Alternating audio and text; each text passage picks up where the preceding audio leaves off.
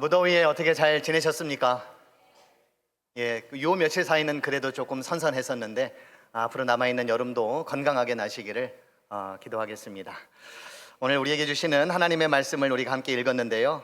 골로새서의 말씀을 우리가 읽었습니다. 이 서신의 발신자를 서두에 보면은 바울 그리고 디모데라는 이름이 나옵니다. 하지만 서신 종결부에 가면 친필자가 바울 한 사람만 나옵니다. 디모데는 나오지를 않습니다. 골로새서에서의 흥미로운 점 하나가 있다면 디모데가 초반에 등장을 하고 있지만 서신서에 어디에도 그가 나오지 않는다라고 하는 점입니다. 도리어 1장 7절에 보면 에바브라라고 하는 사람이 나오는데요. 골로새 성도들은 그를 통해서 복음을 받아들이게 되었습니다. 디모데의 등장은 궁금증을 자아내기도 하고요. 또 골로새 공동체와 무슨 관련이 있는가 하는 의구심이 드러내기도 하지만 본문 3절에 보면은 디모데의 역할이 참으로 컸음을 알 수가 있습니다. 우리가 너희를 위하여 기도할 때마다 하나님 곧 우리 주 예수 그리스도의 아버지께 감사하노라 라고 말씀하고 있습니다. 우리가 너희를 위하여 기도할 때마다, 여기서 우리는 바울과 디모데입니다. 그러니까 디모데는 이 골로새 공동체를 위해서 생각날 때마다 바울과 더불어 기도하였던 그런 기도의 중보자였습니다. 어쩌면 디모데와 골로새 성도들 간에는 아무런 접촉점도 또 관련이 없을 수도 있었겠지만 디모데는 사도 바울의 사역은 물론 골로새 공동체를 위해서 생각날 때마다 끊임없이 계속해서 기도하였던 참으로 고마운 사람이었습니다. 9절에도 보면 유사한 증언이 나오는데요. 이로써 우리도 듣던 날부터 너희를 위하여 기도하기를 그치지 아니하고 구한다 라고 말씀하고 있습니다. 그치지 않고 날마다 골로새 공동체를 위해서 기도하였던 디모데의 사역을 우리가 알 수 있습니다. 누군가가 나를 위해서 기도해 준다는 거 얼마나 고맙고 감사한 일이 아닐 수가 없습니다. 종종 다른 사람을 통해서 너를 위해서 기도하고 있다라고 하는 말을 들으면 그게 얼마나 또 감사하고 고마운지 모르겠어요. 힘겨운 날들이 있었고 어려운 날들이 있었는데 아마 그 기도가 나를 그 가운데에서 이끌어준 힘이었겠구나 하는 마음을 가질 정도로 기도는 우리에게 또 힘이 되고 또 능력이 되지 않습니까? 최근 저희 교회 새벽 예배 때에 전보다도 많은 인원들이 새벽 예배에 참여를 하십니다. 근 한 20명 가까이 예배를 드리고 있는데요. 저희 교회 성도뿐만 아니라 또 처음 뵙는 분들도 종종 이렇게 오십니다. 최근에 이렇게 숫자가 조금이라도 늘어난 이유가 무엇이 있을까 생각을 해보니까 우리 교회에 어려움을 겪고 계시는 성도님들이 있으니까 너도 나도 그를 위해 기도해야 되겠다라고 하는 간절한 마음이 있었기 때문이었습니다. 하나님의 뜻과 섭리를 우리가 따라갈 수 있도록 할 수만 있다면 하나님께서 고쳐주고 또 치유해 달라는 그러한 기도를 우리 성도님들이 매일같이 드리고 있습니다. 담임 목회를 하기 전 저의 기도는 편협했었고 또 추상적이지 않았나 하는 생각을 요즘 많이 갖습니다. 물론 전에도 성도들을 위해서 또 나라와 민족을 위해서 기도하지 않았던 것은 아니지만 한 사람 한 사람 이름을 불러가며 그분의 신앙과 또 그분의 가정 또 그분의 일터를 위해서 지금처럼 간절하게 기도를 드린 적은 없었던 것 같습니다. 그래서 요즘은 저희의 기도도 편협하지 않고 또 옹졸하지 않고 또 추상적이지 않은 성도들을 위한 기도를 하게 되어서 참 하나님께 감사를 드립니다. 일본의 기독교 여류 작가였던 미우라 아야코라고 하는 분이 있습니다. 이분은 평생 질병을 달고 살았던 분인데요. 또 그만큼 기도의 사람이기도 했습니다. 어느 책에 이분이 중보기도에 대한 이야기를 하시면서 우리의 기도를 오랜 동안 늘릴 수 있는 기도의 방법은 중보기도다라고 이렇게 말씀을 하셨어요. 이분은 기도하면서 그 누군가를 위해 1시간을 오늘 기도를 했다면 내일은 한 사람을 더 붙입니다. 그래서 1시간을 조금 넘은 1시간 10분을 기도했다. 그 다음 날에는 이제 한 사람을 더 붙여서 오늘은 내가 1시간 20분을 기도했다. 이런 내용들이 책에 나오고 있거든요. 우리는 그런 궁금증이 있지 않습니까? 어떻게 하면은 기도를 오래 할 수 있습니까? 궁금증이 있는데 달리 뭐 다른 방법 없어요. 그냥 누군가를 위해서 한 사람 계속해서 기도하다 보면 우리의 기도가 30분이 되기도 하고 또 40분이 되기도 하고 또 1시간도 되는 것 아니겠습니까? 중보기도를 하면서 다른 사람들의 마음을 헤아려 볼 수 있어서 참 좋고 또 그 마음을 헤아리다 보면 예수님께서 가지셨던 그 마음이 어떠했는가를 또 헤아려 보게 되니 기도는, 특별히 중보기도는 우리에게 큰 힘과 능력이 아닐 수가 없습니다. 이런 기도를 여러분들도 꾸준하게 드릴 수 있기를 간절히 축복드리겠습니다. 오늘 본문 2절에 보면은요, 사도 바울이 기도를 계속하고 기도에 감사함으로 깨어 있으라라고 권면을 하고 있습니다. 사도 바울의 이러한 권면은 데살로니가전서 5장 16절에서 18절에 나오는 말씀과도 상당히 흡사합니다. 항상 기뻐하라, 쉬지 말고 기도해라, 범사에 감사하라 라고 하는 말씀입니다. 물론 항상이라고 하는 단어, 또 쉬지 말고 라고 하는 단어, 그리고 범사라고 하는 다소 실천하기 어려운 그런 단어들은 생략되어 있지만, 그러나 지속적으로 또 목표를 향해 나아갈 것을 사도 바울은 강조하고 있습니다. 사자성어 가운데에 견인지구라고 하는 사자성어가 있습니다. 끝까지 참고 견딘다라고 하는 그런 의미입니다. 사도 바울의 삶을 보면 바로 이러한 삶이었고, 또 사도 바울이 성도들에게 보낸 편지를 보면 교회 공동체를 향해 견인지구의 정신으로 신앙생활을 하고 기도할 것을 그는 강조했습니다.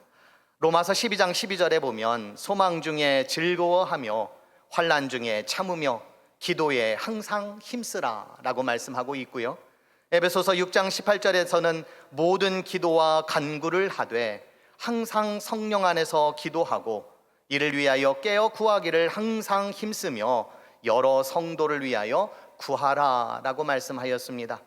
빌립보서 4장 6절에서 바울은 아무것도 염려하지 말고 다만 모든 일에 기도와 간구로 너희 구할 것을 감사함으로 하나님께 아뢰라 라고 말씀하였습니다. 사도 바울에게 있어서 기도는 견인지구, 내가 끝까지 이 일을 감당할 수 있고 나에게 닥친 어려움을 이겨낼 수 있는 은혜의 수단이자 통로였던 것입니다. 더욱 중요한 것은 사도 바울이 그저 기도합시다 라고 하는 말 차원에서 끝난 것이 아니라 이 모든 그의 권면과 간절함은 그의 고난과 환난의 삶을 통하여서 축적되어진 지혜였다라는 점입니다. 서울대학교의 이정동 교수라고 하는 분이 축적의 길이라고 하는 책을 쓰셨습니다. 그 책에 보면은 창의적인 아이디어가 실현을 되기 위해서는 오랜 시간 연구와 그리고 실험의 축적의 시간이 필요하고, 그리고 도전을 갖고 하다가 보면 시행착오를 겪게 되는데, 이 시행착오가 쌓이다 보면은 세상에 없던 제품을 만들 수 있다라고 하면서 축적의 길이라고 하는 책을 쓰셨습니다. 기도는 축적의 시간입니다.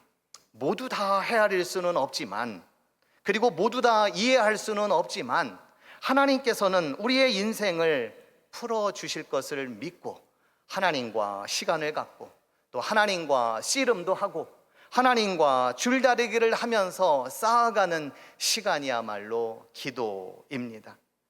하나님보다 내 뜻이 앞서서 기도를 망친 적이 우리 가운데에 있었고, 또 불가능한 일을 하나님께 맡기려다가 내 믿음이 없어서 포기한 적도 많이 있었고, 한방눈이 내리듯 소복이 쌓여야 하는데 내리다가만 눈처럼 흉내만 내다가 말았던 우리의 삶 등을 기도를 통해서 우리가 돌아보고, 우리의 기도가 단순히 그러한 기도가 아니라 소복이 쌓이듯 매일처럼 축적하며 살아가는 그러한 기도가 되어야 되겠다. 세상 사람들도 세상에 없던 제품을 만들기 위해서 축적의 길을 가고 있는데, 우리의 기도는 무엇을 위한 기도이고 또 어떤 기도여야 하는가, 우리가 늘 생각해야 하지 않겠습니까? 남천교회는 축적의 관점에서 보자면 74년 동안 기도로 쌓아온 교회입니다. 글쎄요, 74년 동안 기도로 쌓아온 교회라면 어떠한 능력과 힘을 더 발휘했어야 하는지는 잘 모르겠습니다만, 저는 목사의 아들로서 종종 그런 얘기를 들은 적이 있습니다. 너는 목사의 아들로 태어나서 참 좋겠다. 부모님으로부터 기도도 많이 받고 자라서 얼마나 좋으냐. 그렇게 저한테 이야기를 하면 저는 속으로 그런 생각을 했어요. 아니, 네가 기도하면 될 걸 가지고 뭘 그거를 부러워하냐라는 그런 생각을 가진 적이 있었습니다. 그런데 언젠가 그런 생각이 들었어요. 기도를 받고 자랐다라고 하는 거는 나에게 뭔가 대단한 능력을 주었다거나 내가 대단한 능력을 가지고 있다라고 하는 그런 차원이 아니라, 기도하는 집안의 분위기, 기도하는 집안의 정신, 기도하는 집안의 어떤 생활과 삶의 양식, 이런 것들이 다르다라고 하는 것이고, 이런 다름이 우리가 인생을 살아가는 데 있어서 결정적인 역할을 한다라고 하는 점입니다. 사람마다 풍기는 기품과 매력이 있습니다. 집안 대대로 이어오는 정신이나 생활 양식을 우리는 가풍이라고 부릅니다. 교회도 그런 것이 있지 않겠습니까? 이를 편하게 교풍이라고 해두죠. 교풍, 남천교회의 교풍. 지난 74년 동안 축적해온 우리 교회의 교풍이 있다면 무엇입니까? 여러분은 무엇이라고 믿었고 또 무엇인 줄로 알고 남천교회를 섬기셨습니까? 아리스토텔레스는 사람을 설득하기 위해서는 세 가지 기술이 필요하다고 했습니다. 로고스, 에토스, 파토스. 이 중에 에토스는 개인으로 따지면 성격이고 특질이고 기질을 의미합니다. 사회로 보자면 정신이나 기풍을 의미합니다. 가정으로 치면 가풍이고 학교로 치면 학풍입니다. 사람은 이성적으로 말만 잘해서 사람을 설득하거나 설득되어지는 것은 아닙니다. 말하는 사람이 풍기는 매력이 있어야 하는데 그것이 에토스입니다. 그리스도인들은 선포하는 사람들입니다. 하나님의 말씀을 선포하고 예수 그리스도가 우리의 주님이 되심을 선포합니다. 그런데 그 선포에 지식이나 잘남만 있어서는 결코 안 될 것입니다. 말하는 사람의 말이 진실하게 느껴지는 매력이 있어야 합니다. 그래서 혹자는 전도를 매력의 전염이라고 하였습니다. 그 매력은 하루아침에 이루어지는 것이 아닙니다. 축적이 필요합니다. 우리 남천교회는 74년을 축적해 왔는데 그 기품이, 그 매력이 누군가의 마음을 움직일 만한 모습입니까? 사람은 바뀌었는데 변화는 없고, 세상은 변화되었는데 교회는 바뀌지 않는 구태의연함이 여전히 우리 가운데에 있지는 않습니까? 사도 바울은 말씀합니다. 기도를 계속하고 기도에 감사함으로 깨어 있으라. 기도로 그리스도인다움, 기도로 교회다움을 세워가시는 저와 여러분들이 되기를 간절히 기도드립니다. 지속적인 그리스도인다운 삶을 누리시는 여러분들이 되기를 바랍니다. 기도의 내용만큼이나 삶으로 책임지는 성도가 되기를 주님의 이름으로 축원드립니다. 일전에 김영석 교수님께서 기도에 대해서 이제 말씀을 하시면서, 가족을 위해서, 자기 자신을 위해서 기도하는 사람은 자기 자신만을 위해서 살고, 가족을 위해서 기도하는 사람은 가족만을 위해서 산다. 그런데 우리 신앙인들은 거기에서 머물지 말고 나라와 민족을 위해서도 기도해야 한다고 하셨습니다. 일제강점기를 거치고 또 6.25 동란을 거치고 또 기근과 수많은 어려운 세월을 보냈던 교수님에게 이 나라는 굉장히 사랑스럽고 애착이 가는 그런 나라이기 때문에 그렇게 강조할 수밖에 없었을 겁니다. 우리 교회도 새벽 예배 때나 수요 기도회 때 항상 놓치지 않는 것은 나라와 민족을 위한 기도입니다. 나라가 없었다면 우리도 없었거니와 나라가 잘 돼야 우리도 잘 되는 길이기 때문입니다. 또한 우리의 기도가 나라가 잘 되도록 우리는 또한 믿기 때문입니다. 그런데 기도하다 보면 어떤 때는 내 기도가 거대한 벽에 부딪힐 때가 있습니다. 과연 이 기도가 나라와 민족과 세계와 열방을 위해 무슨 힘이 있을까? 내 기도가 아니어도 세상은 알아서 잘 돌아가고 있고, 내 기도와 상관없이 세상은 이렇게 흘러가고 있는데 이 기도는 도대체 무슨 의미가 있을까 하고 위축이 될 때가 있습니다. 그래서 늘 하던 대로 반복을 하는 것은 아닌가 하는 생각도 많이 듭니다. 그런데 골로새서의 가르침을 쭉 보면 이러한 우리의 생각과 관점을 바꾸어 놓습니다. 말하자면 골로새서가 우리에게 주장하고자 하는 그 내용의 핵심이 뭐냐면 세계적으로 생각하고 지역적으로 행동하라라고 하는 이런 표어입니다. 인생을 좁은 관점에서 보지 말고 넓고 크게 보라는 겁니다. 이를 신앙적으로 표현을 하자면 우리의 눈을 땅에서 하늘로 돌리고 위의 것을 먼저 생각하고 바라보는 신앙입니다. 우리의 인생은 하나님의 거대한 창조와 역사 속에서 불과 한 점에 불과하지만 하나님의 뜻과 섭리 그리고 그분의 역사하심은 예전에도 어제도 오늘도 그리고 앞으로도 영원히 계속해서 흘러갈 것을 우리는 믿습니다. 그 흐름 속에서 나의 기도 물론 작습니다. 하지만 우리의 기도는 거대한 흐름과 같이 갑니다. 마치 언덕에서 내려오는 작은 눈덩이가 다른 눈을 만나 큰 눈덩이가 되듯이 우리의 기도는 비록 작은 것에 불과하지만 불어나고 불어나는 하나님의 역사와 더불어서 함께 가고 있다는 겁니다. 비록 작은 기도이지만 큰 일을 도모하기 위한 하나님의 계획과 보탬이 우리의 기도가 되는 것입니다. 기도가 그런 것이라면 작은 기도, 부족한 기도는 없습니다.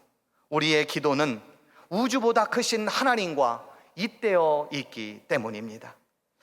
예수님께서는 하나님께로부터 부름을 받은 구원과 창조의 대행자셨습니다. 그래서 골로새서 1장 16절에 보면 만물이 그에게서 창조되되 하늘과 땅에서 보이는 것들과 보이지 않는 것들과 혹은 왕권들이나 주권들이나 통치자들이나 권세들이나 만물이 다 그로 말미암고 그를 위하여 창조되었다고 말씀하고 있습니다. 그러한 예수 그리스도를 믿는 우리라면, 그러한 예수 그리스도의 이름으로 기도하는 우리라면 그 기도는 결코 작지가 않습니다. 결코 무시할 수도 없습니다. 이 세상의 만물이 그를 위하여 창조되었으니 세상에 기죽을 필요도 없습니다.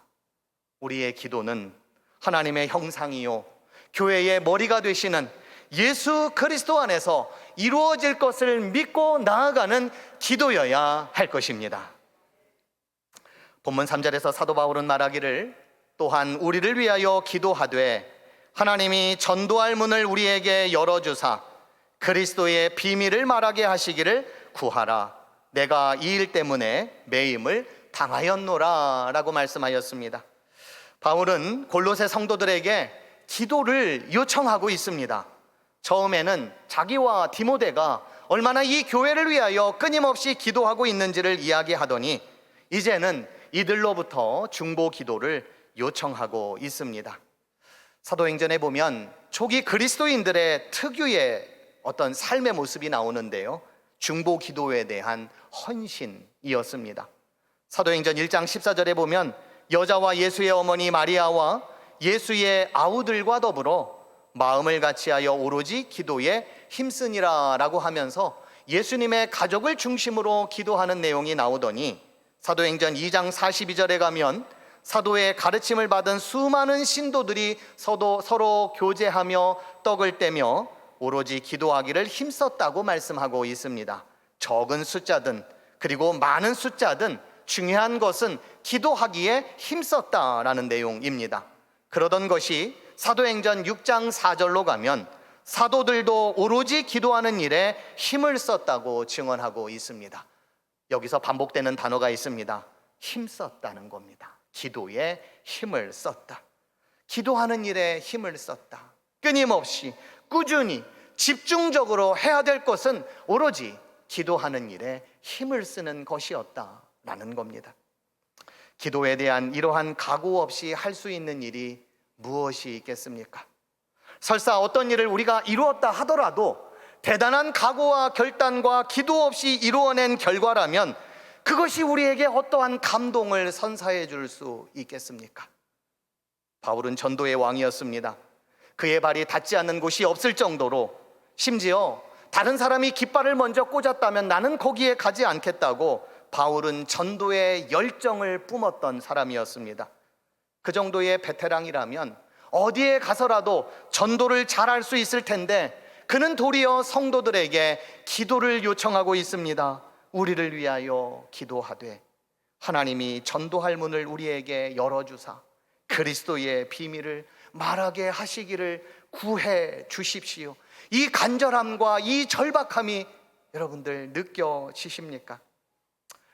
바울이 이토록 간절히 원했던 것, 그것은 기회입니다. 복음을 전할 수 있는 기회, 예수 그리스도를 통한 하나님의 구원의 신비를 전할 수 있는 기회였습니다. 그 기회를 잡는 일이라면 내가 매임을 당해도 좋고 내가 감옥에 들어가도 좋을 정도로 사도 바울은 그 기회를 찾고자 부단히도 기도의 요청을 했던 것입니다. 제가 명지대학교에서 교목으로 있었을 때에 몇 가지 강의를 맡았는데 그 중에 성서와 인간 이해라고 하는 과목이 있고요, 또 기독교 윤리, 기독교 문화, 이런 과목들을 가르쳤습니다.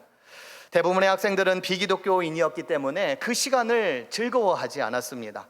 어떤 학생들은 내가 기독교인도 아닌데 왜 이 학교에 와서 이런 수업을 내가 들어야 하냐며 의구심과 반발을 제기하기도 했고, 총학생회에 말하자면 중요한 공약은 이 과목을 폐지하는 그런 것이었습니다. 그런데 한 학기 강의를 하다 보면 학생들이 조금 바뀝니다. 어떻게 바뀌냐면 나쁘지 않네, 이런 거예요. 나쁘지 않네. 영어로 말하면 not bad, not bad. 나쁘지 않네. 이거는 제가 잘 가르쳐라기보다는 이 과목을 주로 가르치시는 분들이 목사님들이기 때문에 친절합니다. 그리고 인격적이에요. 그리고 성적도 웬만하면 잘 주려고 애를 씁니다. 그러다 보니까 나온 결론이 뭐냐면 좋다도 아니고요, 나쁘지 않네, 나쁘지 않네예요. 문제는 강의 평가입니다. 강의 평가가 이제 낮으면 강의를 못 받으니까요. 그런데 다행스럽게도 강의 평가가 나쁘지는 않았습니다. 그런데 강의 평가 중에 학생들이 이제 글을 쓰는 경우가 있어요. 고마운 친구들입니다. 그냥 뭐 동그라미만 치면 되는데 거기에다가 뭔가 이렇게 글을 남기는 건데요, 그 글 중에 제가 참 고맙지만은 그리고 굉장히 안타까웠던 그런 글이 하나 있었어요. 그 내용이 뭐냐면 이거였습니다. 내가 진작에 기독교가 이런 것이라는 것을 교회에서 배웠다면 나는 기독교인이 되는 것을 고려해 보았을 것이다 라고 하는 거예요. 물론 이제 고려해 본다라고 이야기는 하지만 이 말은 저에게는 굉장히 크게 다가옵니다. 고려해 보겠다, 고려해 보겠다. 얼마나 고마운 이야기입니까? 내가 진작에 이런 기회를 가졌었다면, 내가 진작에 기독교에 대해서, 성경에 대해서, 예수님에 대해서 납득이 되고 또 이해가 되고 설득이 되었다면 지금 나는 신앙인이 되었을 텐데 라고 하는 안타까움이죠. 제가 그 친구가 누구인지 알고 싶었지만 무기명으로 썼기 때문에 찾을 수는 없었고, 그래서 하고자 했었던 거는 내가 진작에 라고 하는 학생이 더 이상 나오지 않도록 그래도 나에게 주어진 일을 최선을 다해서 하자라고 하면서 사역을 했었던 그런 기억이 있습니다. 바울이라고 해서 뭐든 하기만 하면 잘된 그런 사람이었겠습니까? 나의 달려갈 길과 주 예수께 받은 사명, 곧 하나님의 은혜의 복음을 증거하는 일이라면 내 생명도 조금도 아깝지 않게 여기겠다라고 하는 그런 바울이었지만 그 역시도 기도를 부탁했습니다. 사람의 마음을 여는 것, 사람의 문을 여는 것, 이것이 얼마나 힘들고 어려운 일이었으면 그 역시도 성도들에게 기도를 요청했겠습니까?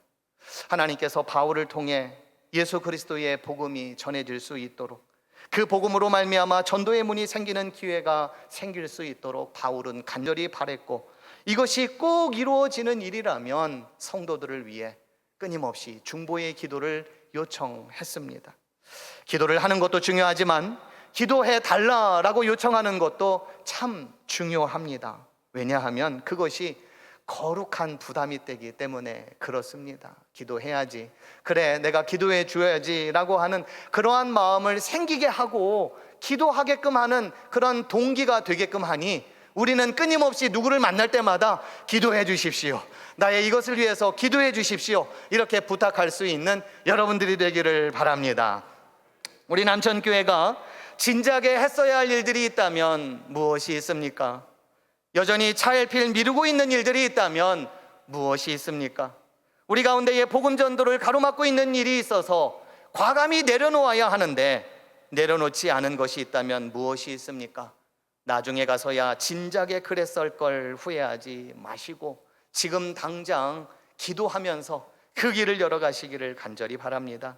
오늘 본문 5절 하반절에 보면 세월을 아끼라 라고 말씀하고 있습니다.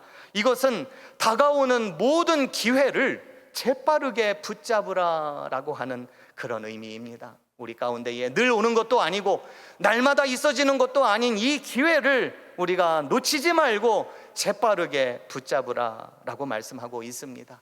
이를 위해서라면 내가 매임을 당해도 좋고 내가 붙잡힘을 당해도 좋고 내가 어려움을 당해도 좋으니 이 기회를 놓치지 말자, 사도 바울의 심정이었습니다. 우리가 힘써야 할 것들 여러 가지가 있습니다. 그 가운데에 마지막으로 오늘 본문 6절에서 권면하고자 하는 것은 무엇이냐면 우리의 말입니다. 우리가 복음을 전하고자 하는 그런 가상한 노력도 중요하지만 우리의 말로 모든 것을 헛수고로 만드는 일은 없어야 하지 않겠습니까? 그래서 본문 6절에 보면 너희 말을 항상 은혜 가운데에서 소금으로 맛을 냄과 같이 하라.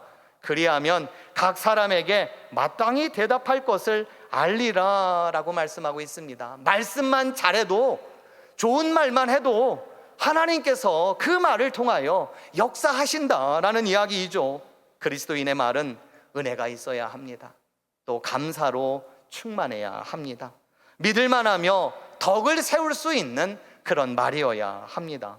소금이 음식의 맛을 내고 부패를 방지하듯 우리의 말은 사람을 살리고 사람을 구원하는 언어가 되어야 합니다. 그래서 잠언 12장 18절과 19절에서는 이렇게 말씀합니다. 칼로 찌름같이 함부로 말하는 자가 있거니와 지혜로운 자의 혀는 양약과 같으니라. 진실한 입술은 영원히 보존되거니와 거짓 혀는 잠시 동안만 있을 뿐이니라. 기도에 사용된 우리의 입술과 우리의 혀가 그 누군가의 가슴을 아프게 하고 그 누군가의 가슴을 멍들게 하는 창이나 칼이 되지 마시고 기도에 힘쓰는 우리를 도우시는 하나님을 찬양하고 또 하나님을 영광 돌리는 데 하는 데에 우리의 입술이 사용되기를 간절히 바랍니다. 그 누군가에게 아픔이 있고 어려움이 있다면 격려의 말을 해주시고 괜찮아, 괜찮을 거야, 잘할 수 있을 거야, 하나님이 도와주실 거야, 하나님이 우리에게 힘을 주시고 인도해 주실 거야, 이러한 말로 격려해 주실 수 있는 여러분들이 되기를 간절히 축복드립니다.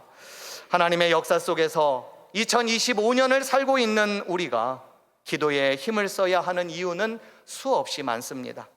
그 이유를 외면하지 마시고 함께 기도에 힘씀으로써 하늘의 것을 구하고 하나님의 뜻을 아름답게 세워가시는 우리 남천교회 모든 성도님들이 되시기를 축원드립니다.